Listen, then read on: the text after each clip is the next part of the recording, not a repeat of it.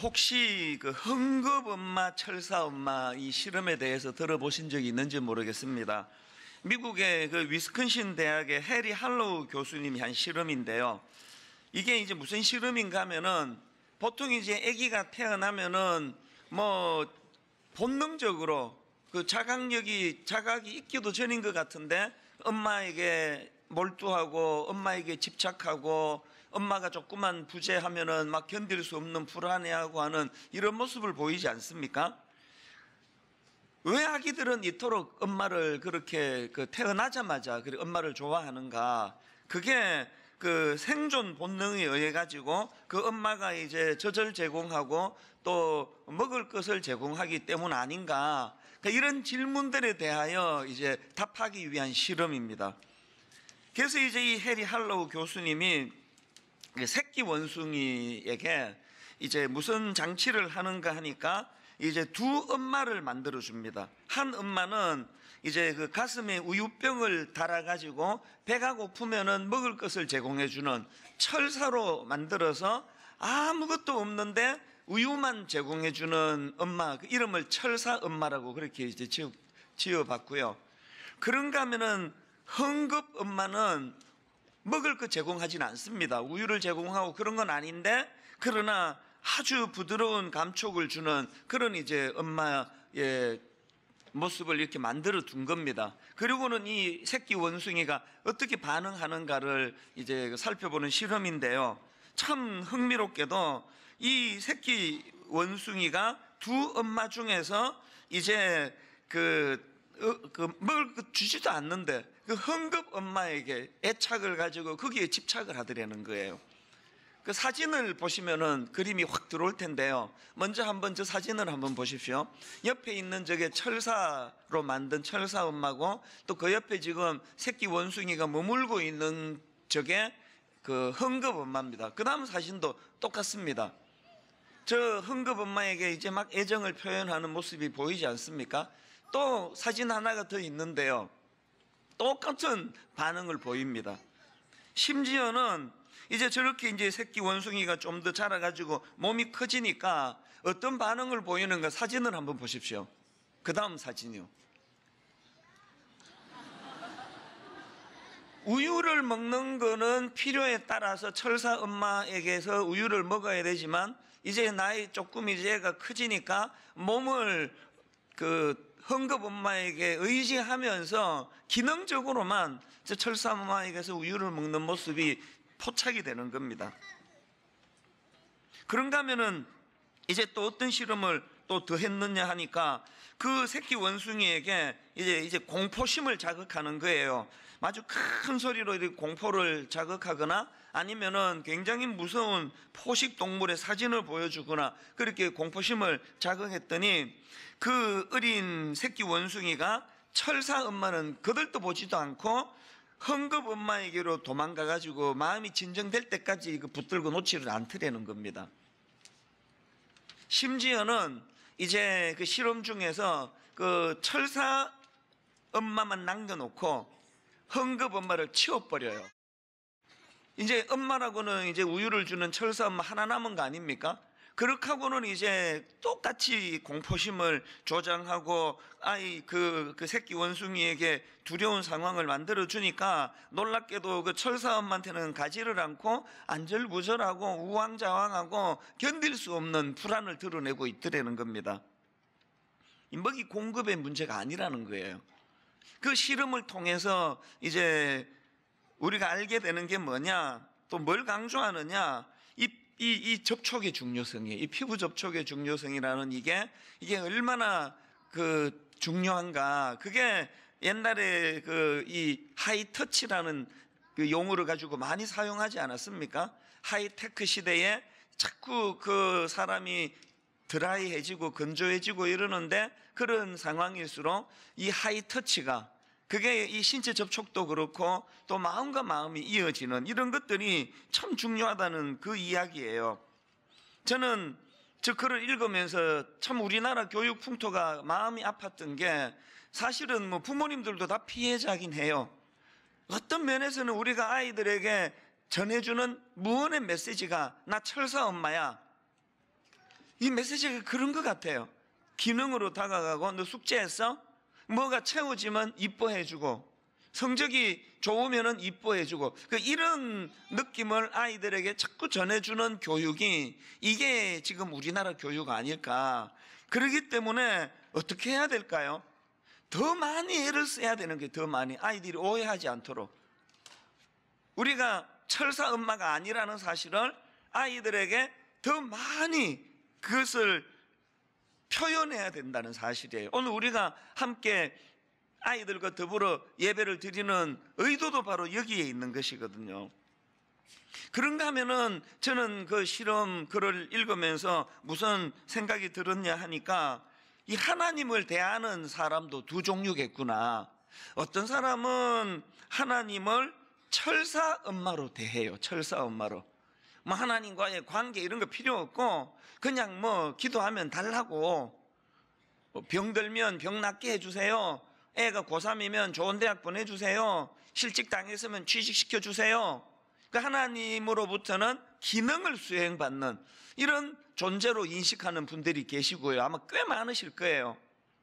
그런가 하면은 그렇게 시작했지만 신앙이 자라가면서 하나님이 내게 그 새끼 원숭이로 치면 철사 엄마 같은 존재가 아니라 헝겊 엄마와 같은 존재, 뭘 주어서가 아니라 하나님의 존재 자체가 내게 의미가 있고, 그분과의 묵상과 교제와 큐티, 또 하나님 앞에 기도할 때 그분이 내 마음을 만져주시는, 우리가 자녀에게 신앙을 교육한다는 것은 아이들이 어릴 때 하나님을 철사 엄마로 생각하는 그 인식을, 사실은 하나님이 우리에게 그 새끼 원숭이에게 있어서 헝겊 엄마와 같은 존재라는 걸 가르쳐 주는 거, 이게 신앙 교육 아닐까요? 저는 그 실험에서 한 가지 참 중요한 용어 하나를 인식했는데요. 이제 이 헝겊 엄마, 철사 엄마, 이 실험을 소개한 서강대학교 교수님입니다. 심리학과 교수라는데요. 김미라 교수라는 분이 이런 말을 한 걸 제가 읽었습니다. 한번 들어보십시오. 헝겊 엄마, 철사 엄마 실험은 아기들이 엄마를 좋아하는 이유가 배고픔이나 갈증과 같은 생물학적 욕구가 아니라 접촉 위안 때문임을 보여주었으며, 후속 연구를 통해 사람의 건강한 정서적, 인지적, 사회적 발달에 이 접촉 위안이 절대 필요하다는 사실들을 속속 밝혀냈다. 제가 여기서 발견한 용어가 접촉 위안이, 접촉 위안. 뭘 이렇게 주거니 받거니 하는 거래 관계. 하나님에게 내가 헌금을 드리면 하나님도 나한테 뭘 주시고, 또 뭐 11조를 드리면 뭘 주시고, 이런 식의 설교는 그건 아주 큰 저질이라고 저는 생각합니다. 하나님과 우리는 그런 거래 관계가 아니에요. 하나님은 철사 엄마가 아니기 때문이에요.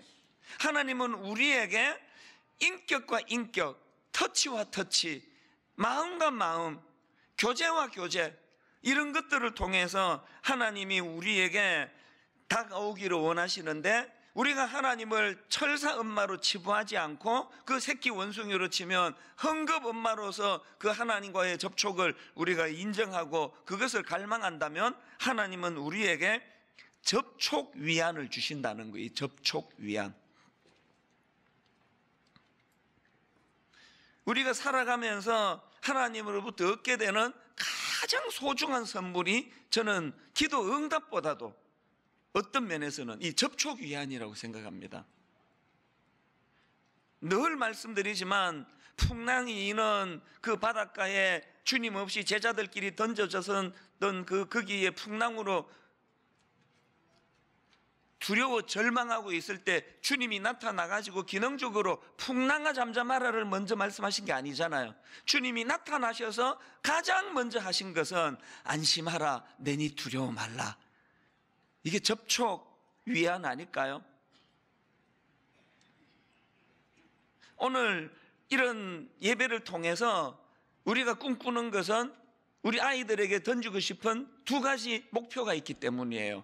우리 아이들이 하나님이 자기들 삶에 있어서 그 원숭이, 새끼 원숭이로 치면 헝겊 엄마 같은 존재인 걸 인식하기를 바라고, 그리고 더 중요한 것, 교회는 바로 하나님의 접촉 위안을 가르쳐 주는 것일 뿐만 아니라 이걸 실습하는 것이라고.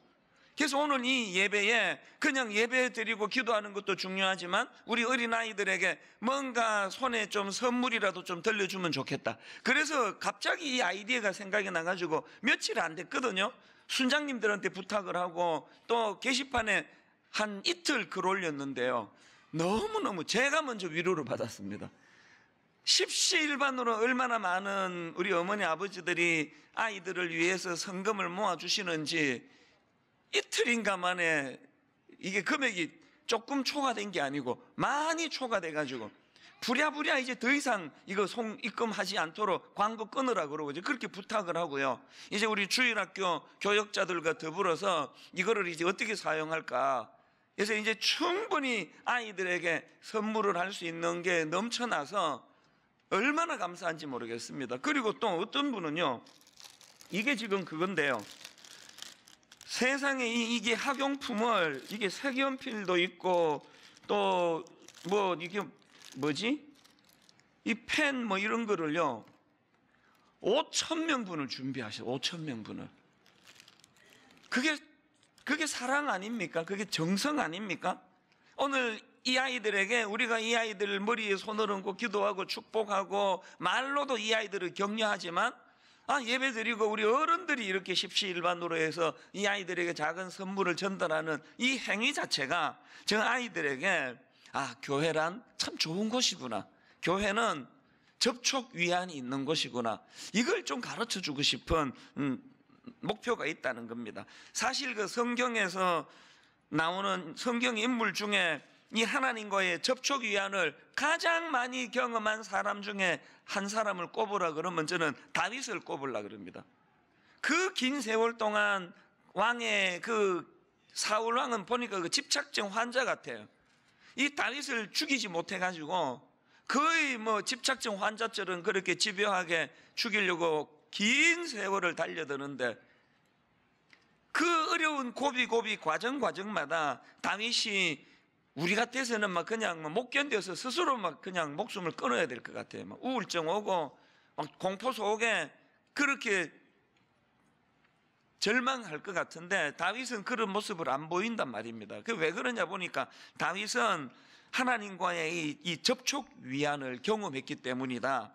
예를 들면 다윗이 쓴 시 중에서 시편 62편 3절에 이런 내용이 나옵니다. 세 번역으로 보니까 너희가 죽이려고 다 함께 공격하니 너희가 언제까지 그리하겠느냐. 이게 뭐 딱 이 한 구절 읽으니까 어떤 상황인지 아실 거 아닙니까? 왕이 지금 자기를 죽이려고 하다 보니까 온 나라가 다 자기를 죽일 것 같은 그런 두려움 속에 너희가 죽이려고 다 함께 나를 공격하니. 이 상황에서 쓴 게 시편 62편인데요. 그런데 놀랍게도 시편 62편은 1절에서 바로 이렇게 말씀을 시작합니다. 나의 영혼이 잠잠히 하나님만 바라며 나의 구원이 그에게서 나오는도다. 이 부분을 공동번역으로 보니까 이렇게 돼 있더라고요. 나의 구원이 그분에게서 오니 내 영혼은 오직 하나님 품에서 안온하구나. 이 안온이라는 단어가 좀 생소해가지고 사전을 찾아보니까요, 조용하고 편안하다, 또 날씨가 바람이 없고 따뜻하다, 이게 안온이래요. 안온. 요새 우리 그 미세먼지 때문에 고생을 좀 해봐가지고 이 느낌이 더 잘 오는 것 같습니다. 계속 막 미세먼지 때문에 괴롭다가 어느 날 막 화창해서 남산에서 보니까 막 저기 막 북한에 있는 뭐 산이 보일 정도로 맑고 깨끗하면 그게 안온한 상태래. 안온. 지금 현실은 너희가 나를 죽이려고 다 함께 공격하고 있구나. 현실은 이런 분위기인데 어떻게 말씀 시작을 내 영혼은 오직 하나님 품에서 안온하구나. 날씨가 바람이 없고 따뜻하고 미세먼지도 없고 그런 평온한 마음의 상태를 지금 고백하는 거 아닙니까? 이게 어떻게 가능하냐? 하나님을 그 새끼 원숭이로 치면 철사 엄마로 기능을 뽑아먹는 존재가 아니라 하나님은 흥급 엄마, 내게 따뜻한 존재로 다가오시기 때문에 그 하나님이 내게 접촉 위안을 주시기 때문에 이런 고백이 가능하다는 그 말씀입니다. 오늘 본문 시편 57편도 마찬가지입니다. 제가 이 본문을 가지고 몇 번 설교했기 때문에 그 배경은 다 아실 거예요. 지금 사울이 자기를 죽이려고 집요하게 포기하지 않고 추적을 했기 때문에 다윗이 도망가다 이제 맨 마지막 동굴로 숨어든 거예요. 이게 지금 막장입니다, 막장. 그렇게 동굴로 숨어들어 있으니 얼마나 그 내면이 불안하고 두렵고 우울하고 절망적이겠냐고요. 시편 57편 4절을 보면 그 당시 다윗의 그 불안한 정서를 금방 알 수 있습니다. 세 번역으로 4절을 보니까요, 내가 사람을 잡아먹는 사자들 한가운데 누워 있어 보니, 내가 사람을 잡아먹는 사자들 한가운데 누워 있어 보니, 여러분 혹시 뭐 어떤 일로 잘못해서 막 그 빚더미에 올라서고 빚쟁이들이 그냥 막 끊임없이 여러분을 괴롭히고 막 이런 절망을 경험하면은 이런 느낌을 받을 수 있을지 모르겠습니다. 내가 사람을 잡아먹는 사자들 한가운데 누워 있어 보니, 여기 지금 그런 분 계세요? 사람을 잡아먹는 사자들 한가운데 누워 있는 것 같은 상태. 다윗이 지금 심리적인 불안을 그렇게 표현하고 있거든요. 그 다음 보세요. 그들의 이는 창끝과 같고 화살 촉과도 같고 그들의 혀는 날카로운 칼과도 같습니다. 6절에도 보니까 그들은 내 목숨을 노리고 내 발 앞에 그물을 쳐놓아 내 기가 꺾였습니다. 얼마나 지금 그 동굴에서 다윗의 심리가 불안정한지를 말해주는 거 아닙니까? 이게 6절인데요. 금방 그렇게 내면의 불안을 고백했던 그였지만 그 다음 7절에서 대반전의 말씀이 기록됩니다. 하나님이여, 내 마음이 확정되었고 내 마음이 확정되었사오니 내가 노래하고 내가 찬송하리이다. 제가 이 본문 시편 57편에서 위로를 받는 게 뭐냐, 다윗이요, 우리랑은 좀 체질이 다른 사람, 타고나기를 강하게 타고나고 두려움이 없고 그런 사람이 아니에요. 우리랑 똑같은 희노애락이 다 있고 두려움이 있고, 얼마나 무서웠으면 사자들, 사람을 잡아먹는 사자들 한가운데 누워있는 것 같은 그런 심리 불안을 표현했지만, 다윗이 우리랑 다른 게 하나 있는데 그게 뭐냐, 회복력이에요. 회복력. 금방금방 회복이 되는 거예요. 이게 어떻게 가능했나, 어떻게 금방 그 회복이 됐나 확실합니다. 저는 뭐가 확실하냐, 동굴 안에서 그는 절망적인 동굴에서도 하나님 주시는 접촉 위안을 경험하고 있는 거예요. 이게 작동이 되고 계세요? 여러분, 하나님 주시는 이 접촉 위안이 이게 작동이 안 되면 신앙생활은 참 무미건조한 종교 행위에 불과하다고 저는 생각합니다. 이런 의미에서 저는 오늘 어린아이들을 진심으로 축복하는데, 저 아이들이 뭐 평생에 뭐 그런 고난도 없고 동굴도 없고 뭐 적들도 없고 그런 인생이 되라고 기도하는 건 그건 성경적이 아니에요. 모든 사람이 다 겪는데 내 아이만 어떻게 피해갑니까? 그렇기 때문에 때로는 우리 아이가 오해를 당하고 어떨 때는 동굴에 갇히기도 하고 너무너무 두려움에 빠져가지고 그 사람 잡아먹는 사자들 한가운데 누워있는 것 같은 두려움이 몰려온다 할지라도, 하나님이 우리 아이들에게 철사엄마, 기능을 제공하는 철사엄마가 아니라 헝겊엄마로 표현되는, 그래서 우리 아이들 내면에 하나님만이 주실 수 있는 이 접촉 위안, 금방금방 두려움을 바꾸게 만드는, 금방금방 두려움을 회복시켜 주시는 하나님의 접촉 위안을 경험하는 우리 주님의 자녀들 되기를 간절히 바랍니다. 이런 마음에서 제가 오늘 두 가지를 말씀을 드리려고 하는데요. 우리 자녀들이 그것이 가능하도록 하기 위해 부모들이 두 가지 기억해야 돼. 하나는 뭐냐, 여러분, 우리 아이들이요, 위기가 오면은 뭘 기억해야 되느냐, 지금은 하나님께로 피할 때구나. 위기가 오면 하나님께로 피하는 인생이 되도록 가르쳐야 된다는 것입니다. 1절입니다. 하나님이여, 내게 은혜를 베푸소서, 내게 은혜를 베푸소서, 내 영혼이 주께로 피하되. 언제까지 피합니까? 주의 날개 그늘 아래에서 이 재앙들이 지나기까지 피하리이다. 지금은요, 애들이 어리고 뭐 신앙도 없고 그래가지고 뭐 성경도 안 읽고 뭐 부모도 안 읽는데 뭐 애들이 읽겠습니까? 기도도 안 하고 아무것도 안 하고 이게 도대체 뭐 예수 믿는 애냐 아니냐 이렇게 그냥 보기에 철이 없다 할지라도 이 아이들 머릿속에 각인시켜 줘야 되는 게 뭐라고요? 위기를 만나면, 인생의 동굴을 만나면 그때 기억하고 떠올려야 되는 건 하나님께로 피할 때구나. 하나님께로. 저는 오늘 이 설교를 준비하면서 지난 15년 동안 분당 우리 교회 수많은 어른들은 뭐 말할 것도 없고요, 참 가슴 아프게 우리 어린 청소년들이 이 나라가 지금 애들을 이렇게 그냥 궁지로 몰고 가니까 마음을 다친 애들이 많아요. 그래서 너무너무 감사하게 너무 많은 우리 청소년들이 우울증이 오고 한강에 자살하러 갔다가 여건이 안 돼서 되돌아오고 손목을 끊고 자살을 시도하고, 그런 아이들이 교회를 오고 저를 찾아와서 그 아이들이 회복이 되고 치료가 되고 지금은 좋은 학교에 들어가서 기쁨으로 대학 생활을 하고, 그런 아이들이 하나하나 지난주 얼굴이 떠오르는데 너무너무 기뻤습니다. 왜 이런 일이 가능했을까요? 그 아이들이 위기를 만날 때, 우울할 때 약만 먹은 것이 아니라 하나님께로 피한 거예요. 하나님께로. 저는 여러분의 자녀들이 하나님의 은혜를 누리되 위기가 오면 하나님께로 피하는 거예요. 여러분 인생이요, 위기를 만날 때 피할 데가 없는 인생이 있고 피할 데가 있는 인생이 있습니다. 예수 믿는다는 건 위기가 오면 피할 데가 있는 인생임을 믿으시기를 바랍니다.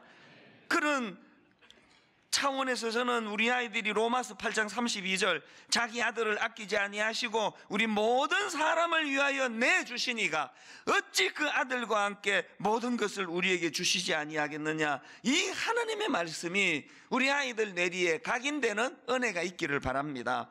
그런가 하면은 두 번째로 기억해야 될 게 뭐냐, 하나님 주시는 꿈으로 설레이는 인생이 되기를 원합니다. 7절 8절을 다시 보십시오. 하나님이여 내 마음이 확정되었고 내 마음이 확정되었사오니 내가 노래하고 내가 찬송하리이다. 내 영광아 깰지어다. 비파야 수고마 깰지어다. 내가 새벽을 깨우리로다. 꿈이 없으면 그 어두운 동굴에서 뭐하러 새벽에 일어납니까? 그 침침한 데에서. 꿈이 있으니까 깨는 거 아닙니까? 저는 오후 예배 우리 젊은이들한테 설교할 때 종종 그런 이야기를 해요. 나 지금 50대 중반이다. 내일 모레면 내 환갑을 바라봐야 되는 나이지만 이 목사님은 여전히 한 달에 몇 번 꿈 때문에 난 잠이 깨는 사람이다. 꿈 때문에 잠이 안 오는 사람이다. 분당 우리 교회 우리 청년들, 우리 청소년, 우리 어린아이들, 여러분 내면 속에 하나님 주시는 꿈으로 설레이는 인생이 되기를 바랍니다. 꿈이 있는 것도 중요하지만 꿈 때문에 설레이는 거예요. 마음이 너무너무 설레이는 거예요. 2012년 딱 이맘때 열심히 그냥 자고 있는데 하나님께서 흔들어 저를 깨우신 거 아닙니까? 저희 집은 밤에 자다가도 이제 몇 시인지 확인을 하려고 이제 디지털 시계, 글자 시계를 이제 안방에다 두고 있는데요, 하나님이 저를 흔들어 깨워 시계를 딱 보니까 정각 새벽 3시 3:00. 그래가지고 자다가 이제 마루로 나가 있는데 하나님이 저에게 주신 꿈이 뭡니까? 하나님의 마음을 저에게 보여주신 거예요. 그때 출석이 2만 명을 넘어서던 찰나예요. 등록이 1년에 4,000에서 4,500명씩 늘어날 때예요. 그때 하나님이 그 새벽에 주신 꿈이 뭐냐? 하나님의 마음이 뭐냐? 한국 교회가 이렇게 어려운데, 미자리 교회가 이렇게 많은데 네 한 교회만 사람들이 이렇게 몰려드는 게 옳은 일이냐? 그 잠결에 일어나서 하나님의 마음을 제가 어떻게 응답을 해드려야 되겠습니까? 그래서 하나님, 이제 오늘부터 제가 준비해서, 오늘부터 훈련해서, 오늘부터 시도해서 이제 10년에 걸쳐서 10,000명 내지 15,000명 작은 교회로 파송하겠습니다. 이게 1만 성도 파송 운동 아닙니까? 하나님의 전략은 놀라운 거예요. 오후 3시에 저한테 그랬으면 내 정신 들었을 때는 그런 약속 절대 못합니다. 그 어떻게 10,000명에서 15,000명을 작은 교회로 내보내겠냐고요. 하나님은 지략가예요. 자다 일어난 사람 정신 차리기도 전에 꿈을 주셔가지고 얼떨결에 약속을 하게 만드시고, 그리고 제정신이 들고 나니까 내가 무슨 약속을 한 거야, 내가 내 눈을 찔렀지, 내가 이거 지금 이 10,000명에서 15,000명을 어떻게 무슨 수로 내보내느냐고 굉장히 마음의 두려움이 밀려왔는데요. 여러분, 조금의 과장 없이 지난 2002년, 2012년 이후로 지난 5년 동안에요, 하나님 주신 이 꿈 때문에 기존신자 등록을 안 받고, 그리고 또 어떻게 하면 이것들을 제대로 이루어낼 것인가를 같이 전략 회의를 하고 하면서 그 꿈이 저에게 얼마나 삶의 활력을 줬는지 모릅니다. 처음에는 너무너무 두려웠는데 시간이 갈수록 하나님과 같이 꿈을 공유하고 기도하고 나누는 과정에서 진짜 놀라운 하나님의 전략들이 펼쳐져 가기 시작하니까 황홀해지는 게, 삶이 황홀해지는 거예요. 가평 우리 마을도 마찬가지입니다. 꿈으로 시작한 거예요. 장애인들과 비장애인들이 함께 어우러져서 정말 아름다운 공동체를 만들어 보자는 꿈을 하나님이 주시니까 이 사는 게 너무 감사해요. 그래서 저는 그런 생각을 해요. 지금 다윗이 동굴에 갇혀 있는데요, 동굴에서 겪어야 되는 두려움과 절망의 무게가 이만큼이라고 치면 하나님이 그에게 주신 꿈이 그것보다 작으면 절망해서 무너지는 거고요. 하나님 주신 꿈이 그 절망의 무게보다 크면은 이렇게 새벽을 깨우리로다 노래가 가능한 거예요. 저는 여러분에게 묻습니다. 여러분은 여러분이 겪어내야 되는 삶의 무게감하고 하나님이 여러분에게 주시는, 그럼에도 불구하고 살아야만 하는 하나님 주시는 그 꿈의 무게하고 어느 쪽이 더 큰지를 점검해 보시기 바랍니다. 부모님이 이것부터 점검하시고 오늘 예배하는 우리 어린 아이들에게 그 아이들이 짊어져야 되는 인생의 무게보다 하나님이 그 아이에게 주시는 꿈, 가슴을 설레게 하는 이 꿈의 무게가 더 큰 하나님의 자녀들 되기를 바랍니다. 오늘 영상을 하나 또 준비했는데요, 제목이요, 가방의 무게예요. 가방의 무게. 저는 이 제목 안에서 벌써 우리 아이들의 인생의 무게가 다 담겨 있다고 생각하는데요, 우리 집 애들도 이제 고등학생이 있고 그러니까요, 학교 갈 때 한 번씩 한번 들어볼래요? 이 가방을 들면은 17, 18 아이가 짊어질 수 있는 무게가 아닙니다. 그 가방의 무게로 표현되는 저 어린아이들이 인생의 무게를 생각하면 마음이 아픈데, 아까 저 여학생이 하는 저 두 고백 속에 문제도 있고 답도 있는 것 같아요. 그 아이가 가방 말고 또 무거운 게 뭐냐 그랬더니 부모님의 기대라고 하는 그것이 마음이 아팠고요. 그럼에도 불구하고 견뎌낼 수 있는 힘이 어디서 나오느냐 할 때 부모님과 그 가족 때문이라고 하는 그 말 속에 오늘 우리 부모들이 해야 될 일이 뭔지 답이 다 나와 있는 거 아니겠습니까? 여러분, 우리 저 아이들이 가방의 무게가 너무 무거워 눈물이 날 때마다 하나님께로 피하기, 하나님께로 갖고 가기, 그런가 하면은 그 인생의 무게보다 더 큰 하나님 주시는 꿈으로 설레이는 인생 되기. 제가 지난주 예고해 드렸던 것처럼 우리 이 찬양이요, 어느 서울의 교회에서 부르는 걸 보고 새벽에 제가 눈물을 지었던, 오늘 이 자리에 우리도 이 가사를 생각하며 오늘 본문을 가지고 만든 찬양입니다. 지금 우리는 마음을 합하여 진정으로 찬양할 때니 모이자 하나 되자 우리가 갈 길이라. 우리 어린아이들 마음에 품고 가사를 생각하시며 함께 이렇게 찬양하기 원합니다. 지금 우리는 마음을 합하여, 지금 우리는 마음을 합하여 진정으로 찬양할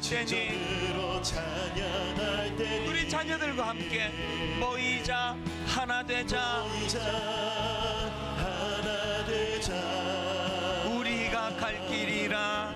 우리가 갈 길이라. 찬양과 온 마음과 정성을 다해 기도와 주님께서 기도하신 것처럼 말씀 속에 속에 권능으로 임하시 사랑으로 하나 되자. 하나 되자. 우리의 젊음 우리의 젊음 모두 다해 모두 다해 주님을 찬양하며 주님을 찬양하며 온 세상에 주의 사랑 주의 사랑 전하리라. 전하리라. 우리 자녀들과 함께 이렇게 선포합니다. 일어나 새벽을 깨우리라. 새벽을 깨우리라. 지금 너희가 하나 될 때이니 하나 될 때이니 일어나 새벽을 깨우리라. 새벽을 깨우리라. 내가 너희와 함께하리라.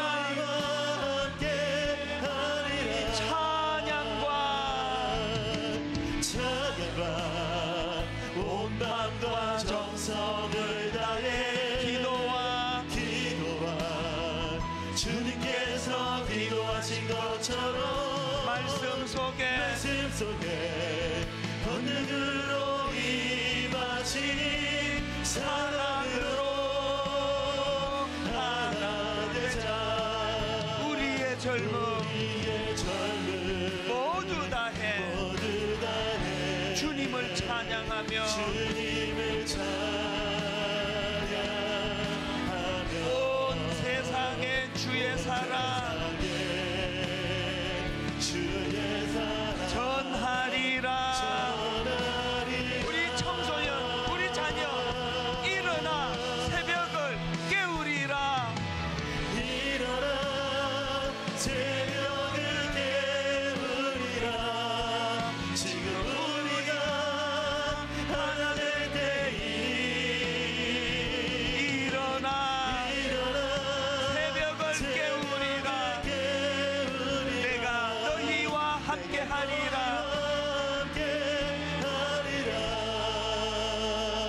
우리 시간 자녀들 같이 오셨으면 껴안아 주세요. 부부가 같이 오셔서도 같이 껴안아 보세요. 아까 말씀드렸죠. 이 접촉 위안이라는 하나님 그렇게 만드셨어요. 손을 맞잡고 서로 껴안고 이 시간 같이 기도할 때 하나님, 우리는 저 아이들의 가방의 무게를 잘 모릅니다. 우린 저 아이들의 인생의 고민의 무게를 잘 모릅니다. 저 어린 아이들이 겪어야 될 마음고생이 뭔지 모릅니다. 그래서 하나님께 올려드리기 원합니다. 아버지, 오늘 저 아이들이 겪어내야 되는 인생의 무게보다 그 아이들 내면 속에 하나님 주신 꿈이 더 크기 때문에, 그 꿈이 더 크기 때문에 이것을 이겨내게 하여 주시옵소서. 우리 아이들 축복하며 우리 통성으로 같이 기도하기 원합니다.